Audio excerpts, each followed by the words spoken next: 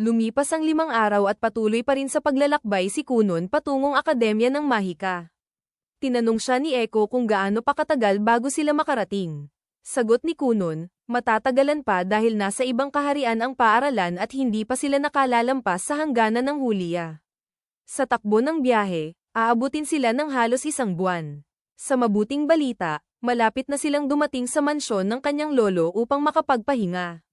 Gayunman, nababahala si Kunon dahil malinaw na sinabi ni Aiko na hindi siya mananatiling katulong niya habang buhay. Nais niyang magpakasal at bumuo ng sariling pamilya, at kung tutuperin niya iyon, ngayon na ang tamang panahon. Nag-aatubili si Kunon na paalisin si Echo. Kaya biro ni Echo, kung ayaw niya itong umalis, iwan niya si Mira at siya ang pakasalan, ngunit alam nilang hindi iyon magagawa ni Kunon. Kaya ito ang tanging landas. Sa wakas, narating nila ang tirahan ng lolo ni Kunon. Bahagya siyang nasasabik sapagkat 4 na taon na mula nang huli siyang dumalaw. Nabalitaan niyang napakalawak ng aklatan nito ng mga aklat mahika, kaya halos napilit niya ang kanyang mga magulang na payagan siyang pumunta. Mabuti rin ang kanilang samahan. Biglang lumabas ang kanyang lolo upang salubungin siya, labis ang tuwa sa muling pagkikita. Ganoon din si Kunon, ngunit kakailanganin pa niyang masanay sa hindi nakikitang anyo ng iba, dahil ang kanyang lolo ay may mga sungay ng Demon Lord. Bilang pagdiriwang sa pagpasok ni Kunon sa Akademya ng Mahika, inalok ng kanyang lolo na bilhin ang anumang naisin niya. At literal iyon, sapagkat napakayaman ng matanda. Gayunman, inasahan na ito ng kanyang mga magulang, kaya nagsulat ang kanyang ina ng liham na nagbabawal gumastos ang lolo ng higit 500k para sa regalo, katumbas ng 2 hanggang 3 buwang sahod ni Aiko. Labis na nadismaya ang lolo dahil balak pa naman niyang bilhan si Kunon ng isang cruise liner.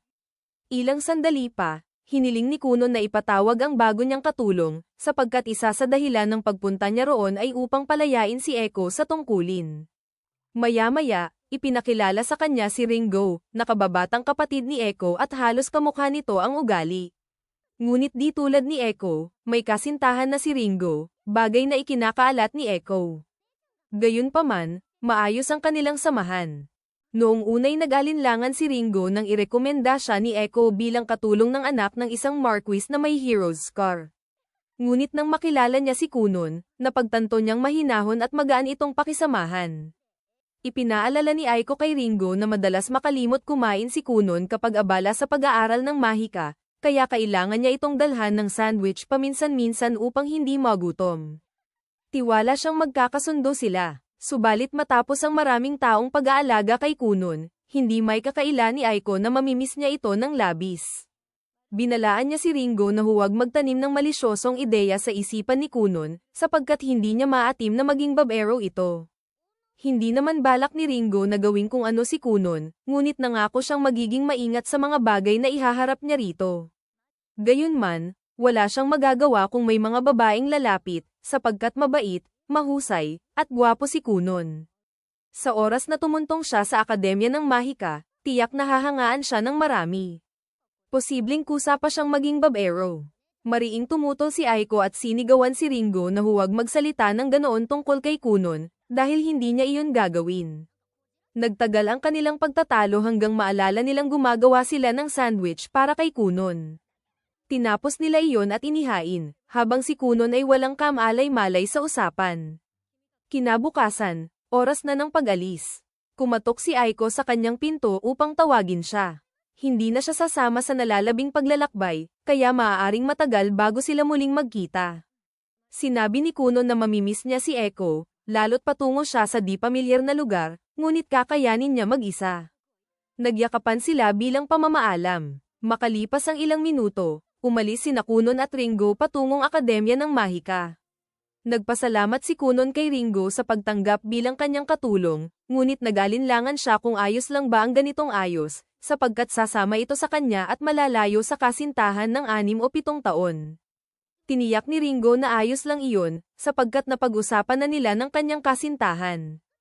Handa itong maghintay dahil ginagawa niya ito upang makaipon para sa restorang balak nilang itayo. Ilang araw ang lumipas, huminto sina Kunon at Ringo sa isang lungsod upang magpahinga. Namangha si Ringo sa dami ng tindahang mahika roon. Ganoon din si Kunon, ngunit habang naglalakad sila, napansin niya ang isang aklat sa bintana ng tindahan. Pumasok siya upang suriin iyon. Labis-labis ang interes ni Kunon sa mga aklat mahika dahil bihira siyang makabasa ng mga ito. Kaya sinabi ni Ringo na maaari naman niya itong bilhin kung nais talaga. Ngunit sagot ni Kunon, malulugi siya kapag ginawa niya iyon. Doon napansin ni Ringo na ang presyo ng aklat ay 5 milyon, halagang sapat na sana para makapagtayo siya ng buong hanay ng mga restoran. Hindi nagulat si Kunon sa presyo, sapagkat karaniwang natatangi ang mga aklat mahika kaya napakamahal. Narinig sila ng may-ari ng tindahan at tinanong kung isa ba siyang salamangkero mula sa Akademya ng Mahika. Ipinaliwanag ni Kunon na siya nga ay isang salamangkero, bagaman hindi pa opisyal na naka-enroll. Natuwa ang may-ari at hiniling na ipakita niya ang ilan sa kanyang mahika. Magalang ang pakiusap kaya pumayag si Kunon. Nagsagawa siya ng mahika at lumikha ng munting pasang yari sa tubig sa palad ng babae. Namangha ito, sapagkat ngayon lamang siya nakakita ng ganoong palabas. Tinanong ni Kunon kung isa rin ba siyang salamangkera, ngunit sinabi nitong hindi siya marunong gumamit ng mahika. Mahilig lamang siya sa mga bagay na kaugnay nito, isang tunay na tagahanga. Maswerte raw siya na makilala ang isang aplikante sa akademya tulad ni Kunon. Gayunman, mabagsik ang kompetisyon sa Darashak ngayong taon, kaya binati niya ito ng swerte. Nagtanong si Kunon kung bakit. Ipinaliwanag niyang mag-e-enroll daw ngayong taon ang santo ng banal na kaharian, at hindi lamang iyon, noong nakaraang taon ay tinanggap ang Inferno Prince at ang Lightning Bolt mula sa bagong kaharian. Kapag natanggap si Kunon, tiyak na sisikat din siya. Sa tuwa, inalok niya si Kunon ng diskwentong kopya ng isa sa pinakasikat na grimoire ng maalamat na salamangkero na si Zien. Ngunit tumanggi si Kunon, sapagkat hindi niya ito kailangan. Paglabas nila ng tindahan, hindi pa rin makapaniwala si Ringo sa presyo ng mga grimoire. Tinanong niya kung sigurado ba si Kunon sa pagtanggi dahil malaki ang bawas. Sagot niya, wala ring saysay bilhin iyon, dahil tumulong siya kay Zien sa pagsulat nito. Sumunod, nagtungo sina Kunon sa isang tindahan ng tela. Pagpasok pa lamang, hinahaplos na ni Kunon ang iba't ibang paninda. Napansin ng may-ari na marahil ay may dugong maharlika siya dahil maayos ang bihis at may kasamang katulong. Ngunit mula nang pumasok, panay hawak lamang ito sa mga paninda ng walang imik. Pinagsabihan siya ng may-ari na tigilan ang paghipo sa mga tela. Sagot ni Kunon, nais lang niyang maramdaman ang mga ito. Tinanong niya kung anong balahibo iyon, at sinabi ng may-ari na iyon ay dark fox fur, bihira at mahirap makuha. Dahil alam na niya ang tekstura, basta na lamang lumikha si Kunon ng isang dark fox. Namangha ang may-ari, sapagkat hindi niya inakalang posible iyon. Humingi ng paumanhin si Kunon sa paghawak ng mga paninda ng walang pahintulot. Mahilig lamang siyang mangalap ng iba't ibang tekstura upang maging tumpak ang kanyang mga nililikha. Nagtanong ang may-ari kung kaya ba niyang lumikha ng anuman basta alam niya ang pakiramdam nito.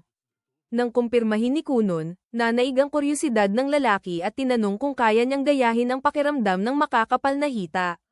Agad sumigaw si Ringo at senita ang lalaki sa bastos na tanong. Napagtanto nitong hindi iyon angkop, ngunit sumagot pa rin si Kunon. Ipinaliwanag niyang nasubukan na niya iyon kay Echo noon, ngunit napag-alitan siya kaya hindi na niya ito gaanong napagpraktisan. Pagkatapos noon, hinayla ni Ringo si Kunon palabas ng tindahan at sinabing magpatuloy na sila patungong Darashak, iniwang nagsisisi ang may-ari. Ilang sandali pa, pumasok sa tindahan ang santo at ang kanyang mga kasama. Namangha sila nang makitang may hawak itong dark fox, sapagkat batid nilang umiiwas sa tao ang mga ito. Ipinaliwanag ng lalaki na hindi iyon tunay. Sa masusing tingin, napagtanto ng santo na isa itong mahika. Hinawakan niya ito ngunit nabasag ang spell at bumuhos ang tubig sa pandian ng lalaki. Humingi siya ng paumanhin, ngayon lang siya nakakita ng ganoong uri ng mahika. Dahil sa kanyang katayuan, inutusan niya ang may-ari na huwag gumalaw habang sinusuri nila ang natitirang mahika sa tubig na tumapon dito. Wala itong nagawa kundi sumunod, kahit hindi niya inaasahang pagtutulungan ng mga dalagitang siyasatin siya sa gitna ng tindahan. Samantala, dumating sina Kunon at Ringo sa Akademya ng Mahika. Una nilang inasikaso ang dormitoryo ngunit nalaman nilang puno na ito. Ipinaliwanag ng resepsyonistang si Lubel na kailangang maagang magpareserba. Hindi ito nabanggit ni Zien, kaya walang kaalam-alam si Kunon. Wala tuloy silang matutuluyan. Iminungkahi ni Ringo ang hotel, ngunit magastos iyon sa pangmatagalan. Nais ni Kunon na makatipid para sa mga kakailanganing gamit sa Mahika, kaya mas mainam ang umupa ng bahay.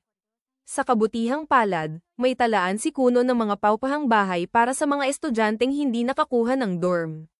Dahil sa tulong ni Lubol, bago matapos ang araw ay nakahanap sina Kunon at Ringo ng mauupahan.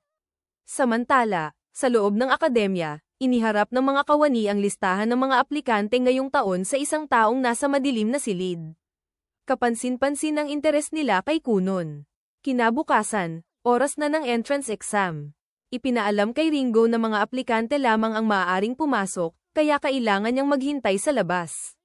Sinubukan niyang suhulan si Lubol upang pagbigyan siya, ngunit nabigo. Wala siyang nagawa kundi maghintay habang pumasok si Kunon para sa pagsusulit. Habang kasama niya ang iba pang aplikante, napansin niyang nagtataka ang lahat kung bakit siya may suot na panakip sa mata.